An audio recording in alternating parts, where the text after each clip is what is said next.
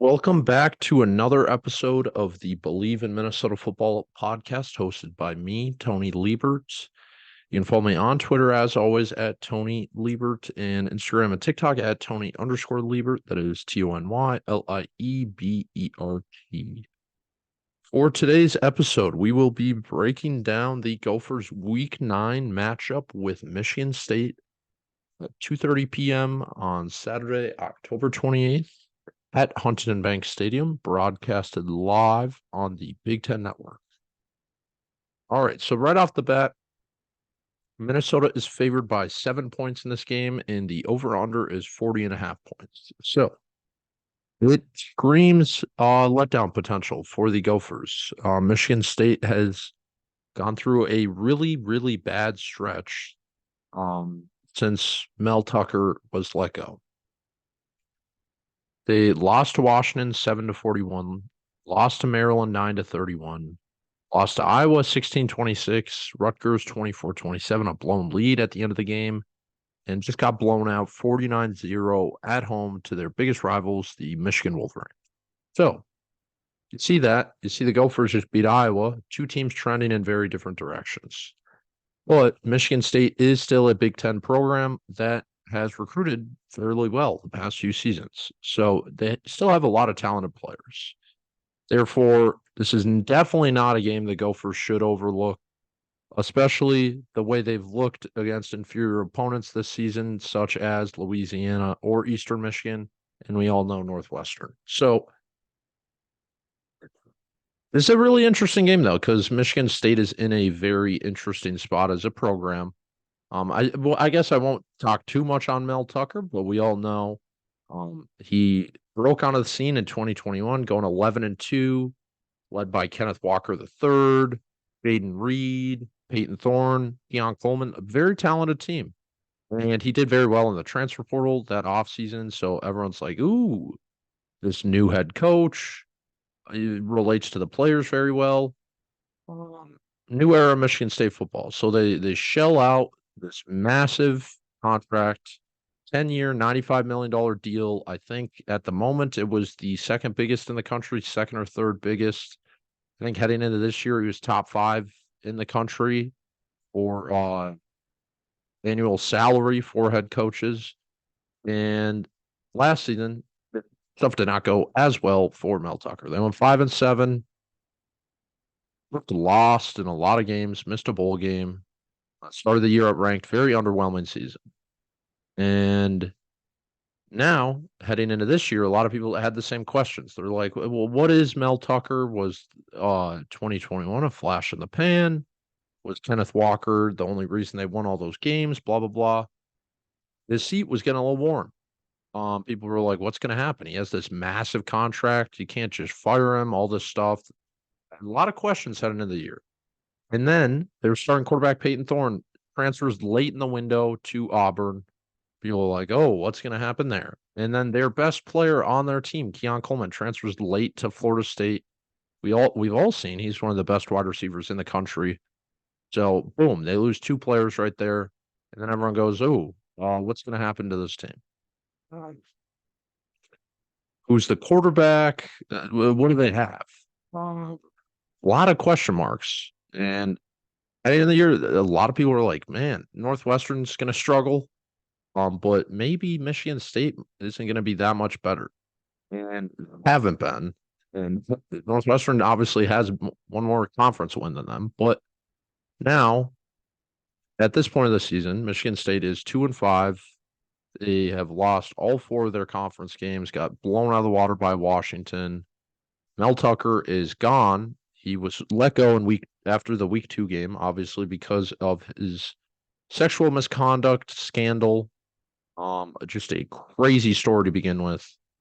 I'm not going to speak on what didn't happen, but the idea of him doing something to jeopardize his career and then getting fired while all these questions arise of, are you going to get your whole $85 million? What's your buyout number? All this stuff. And then boom, school just gets to cut ties, move on. Obviously, the school doesn't want to have a massive scandal like that above their program, but Now they have the freedom and $70 extra million to go get whatever head coach they want. So it's a very interesting situation. Uh, Discussion for a different day, but something that obviously is looming very large over their program. So Mel Tucker leaves, in comes interim head coach Harlan Barnett. Barnett was a former player for the program. He played in 1986 through 89, and he was the co-defensive coordinator from 2015 to 2017. So he'd been the defensive backs coach since Mel Tucker got to East Lansing, so the promotion made sense. Former head coach Mark D'Antonio has also been rumored to be around the program, but Harlan Barnett is he's the interim head coach.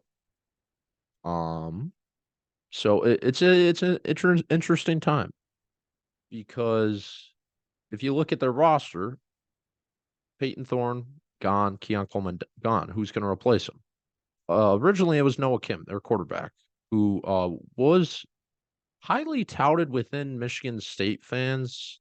They're like, "Ooh, look out for this Noah Kim." I didn't really buy it. He wasn't a highly touted recruit. All this stuff. I still had a lot of questions. Major reason why I was very low on Michigan State heading into this year. But so Noah Kim started out the season pretty well. They looked good against Central Michigan and Richmond, two teams that anyone knows aren't world beaters. But then Kim struggled mightily against Maryland, Washington, and Iowa, and the Spartans decided to make a change. They brought in um they brought in Houser. Katin Houser. I was blanking on his first name. I'm sorry. Katin Houser, four-star recruit in high school, stepped in for him.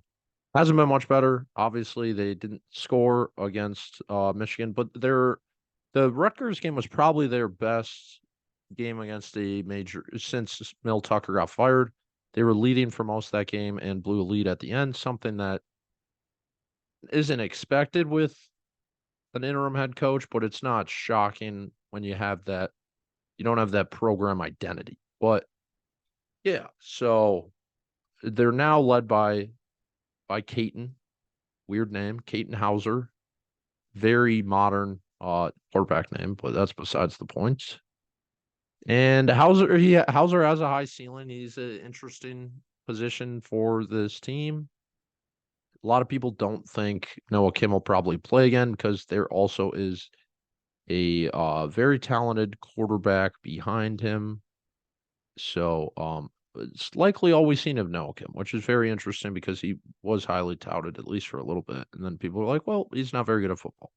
So now, um, on the rest of their team, their running backs, name familiar to some Gophers fans, Jalen Berger, who was at one point supposed to be the next guy at Wisconsin, got dismissed from that program, transferred to Michigan State.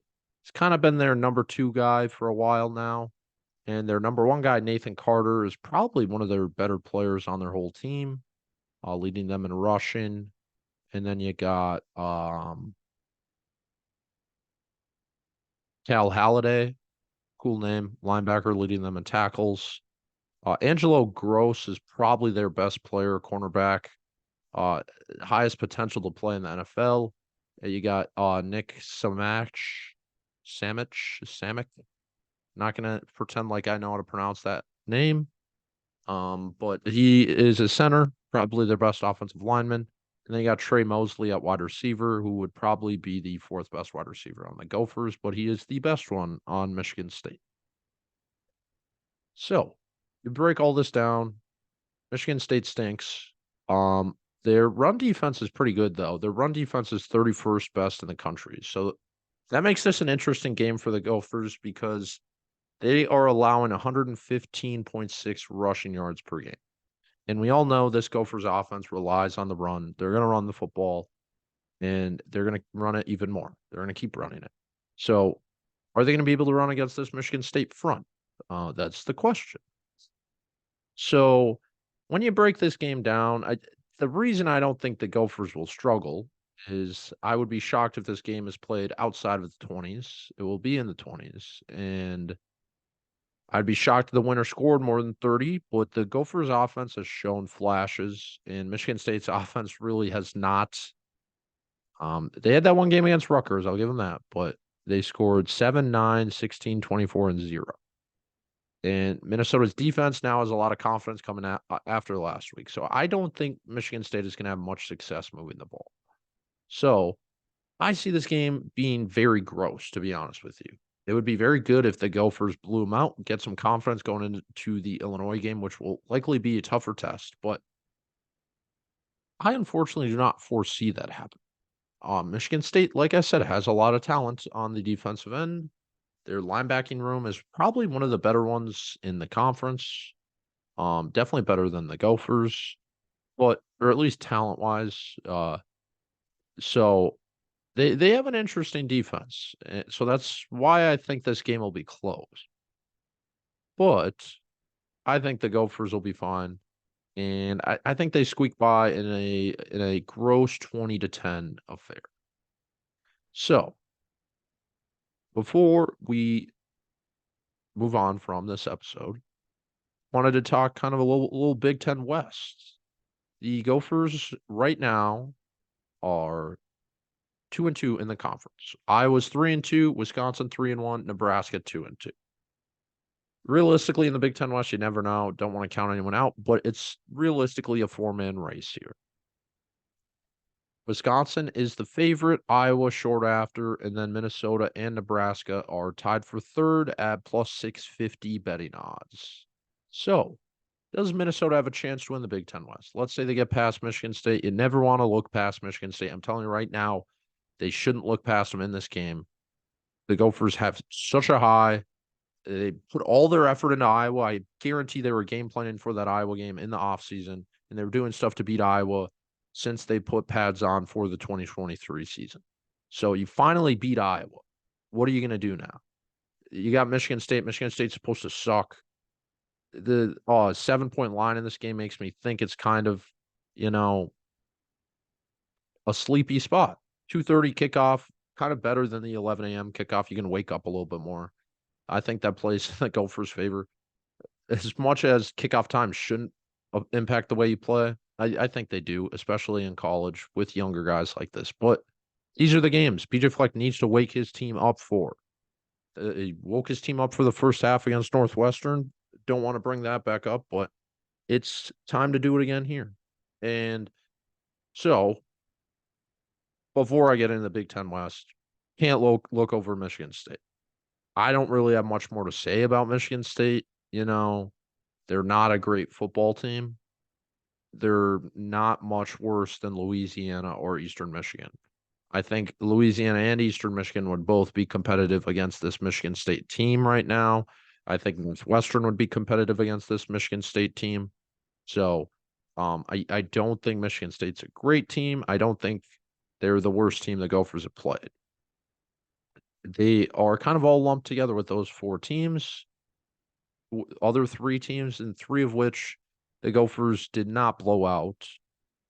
I see this game kind of being a little like the Nebraska game.